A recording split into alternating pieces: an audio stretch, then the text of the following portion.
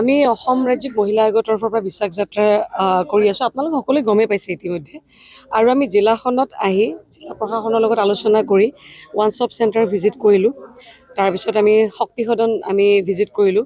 আৰু যিসকল আমাৰ অংগনবাদী হওক বা আশাকৰ্মী হওক বা জীৱিকা সখী সকলো যিসকল মহিলা আমাৰ ৰাইজৰ লগত পাব্লিকৰ লগত থাকে, প্ৰত্যেকৰ লগত আমি 181 এই হেল্পলাইন নাম্বাৰবিলাক সেইবিলাক আৰু বেছি সক্ৰিয়তাৰে প্ৰচাৰ কৰিবৰ কাৰণে ক'লোঁ। আৰু এতিয়া মই আহিছোঁ অভয়াপুৰী জিলা কাৰাগাৰত। আৰু ইয়াতে আমাৰ যিসকল মহিলা আমাৰ কয়দীসকল আছে তেওঁলোকৰ সা সুবিধাখিনি কি ধৰণৰ কি পৰিস্থিতিত আছে এই গোটেইবিলাক সামৰি পেলাই আজি আমি চালোঁ।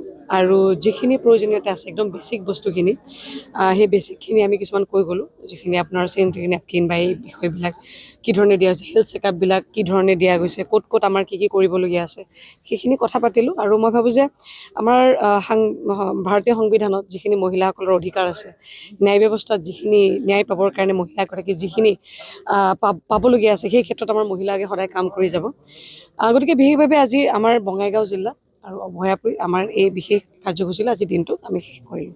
তাৰমানে সেইটোৱে, তাৰমানে আজি মই চাওক আপুনি মই প্ৰায় বহু বছৰ ধৰি ৰাইজৰ মাজতে আছোঁ, কিন্তু মই নিজে জনা নাছিলোঁ যে হেল্পলাইন নাম্বাৰ এটা আছে, তাকো ইমান সক্ৰিয় অৱস্থাত। আপোনালোকেও নাজানে। মই যদি সোধোঁ এতিয়া আপোনালোকে ঘৰত মানে আপোনালোকৰ নাজানে ক'ব, কোনো নাজানে। গতিকে সেই 181 নাম্বাৰ এটা কিমান সহজ মনত ৰাখিব পাৰে মানুহে। এই নাম্বাৰবিলাক আচলতে সেইকাৰণে আমি প্ৰচাৰ কৰি আছোঁ, কাৰণ এটা নাম্বাৰে এগৰাকী মহিলাৰ কাৰণে অস্ত্ৰ হ'ব পাৰে। গতিকে সেইটো নাম্বাৰ আমি মহিলা আয়োগৰ তৰফৰ পৰা এটা নাম্বাৰ মুকলি কৰিছোঁ। গতিকে আমাৰ উদ্দেশ্যটো হৈছে কোনো মহিলাই হতাশ হৈ নিৰ্যাতিত হৈ আত্মহত্যা কৰিব নালাগে, হত্যাৰ নিচিনা কেছ হ'ব নালাগে, মাৰপিট বেছি সেই পৰ্যায়টোলৈকে যাব নালাগে য'ত নেকি থানা এখনত কেছ ৰেজিষ্টাৰ হৈ যায়। গতিকে সেইবিলাক নহওক, তেনেকুৱা প্ৰত্যেকগৰাকী মহিলালৈ মই অনুৰোধ যে আপোনালোকে আত্মবিশ্বাস নেহেৰুৱাব, আমি আপোনাৰ লগত আছোঁ।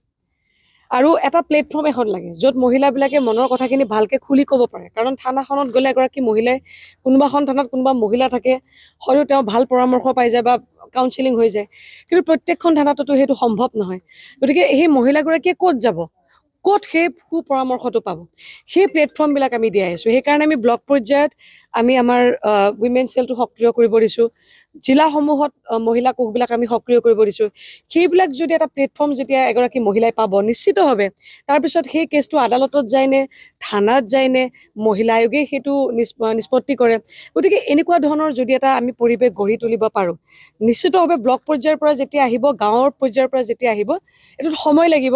কিন্তু মই ভাবোঁ যে বহুত ক্ষেত্ৰত মই নকওঁ যে একেবাৰে শেষ হৈ যাব, কিন্তু অন্ততঃ এটা নিয়ন্ত্ৰণত থাকিব। গতিকে আমাৰ প্ৰচাৰ কাৰ্যসমূহ তেনেকুৱা ধৰণে ৰাইজক আকৰ্ষিত কৰা ধৰণৰ হ'ব লাগিব। যেনেকৈ মই বাইক ৰাইড কৰি আহিছোঁ, মানুহে সুধিছে যে কিয় ৰাইড কৰিছে, সেই কাৰণটো জানিবৰ কাৰণেতো মানুহে ষ্টাডি কৰিব, চাব কিবা এটা, সেই চাওঁতেই তেতিয়া গম পাব যে 181 নাম্বাৰ এটা আছে, helpline number 24x7, one stop centre এটা আছে, প্ৰত্যেকখন জিলা থাকে, আপোনালোকেও নাজানে। শক্তি সদন আছে, আপোনালোকে নাজানে। আজি আপোনালোকে মোৰ জৰিয়তে গম পালে, আপোনালোকৰ জৰিয়তে আৰু 10জন মানুহে গম পাব, আপোনালোকে ঘূৰি থাকে।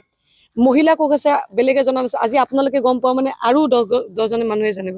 একদম সাধাৰণ বস্তুখিনি লৈ পেলাই মই ওলাই আহিছোঁ, আৰু চেষ্টা থাকিব এই সাধাৰণ বস্তুখিনি লৈ পেলাই আমি ৰাইজৰ মাজত লৈ যোৱাত 100% সেই আশাতে ওলাই আহিছোঁ। আৰু সঁচা অৰ্থত মহিলা আয়োগ যাতে কাৰোবাৰ সাহস হয়, কাৰোবাৰ কণ্ঠ হয়, কাৰোবাৰ ভৰসা হয়, আমি সেই বিশ্বাসটো ল'ব বিচাৰিছোঁ। যিকোনো খবৰৰ বাবে যোগাযোগ কৰক 7099017330 লগতে 7099017110 নম্বৰত।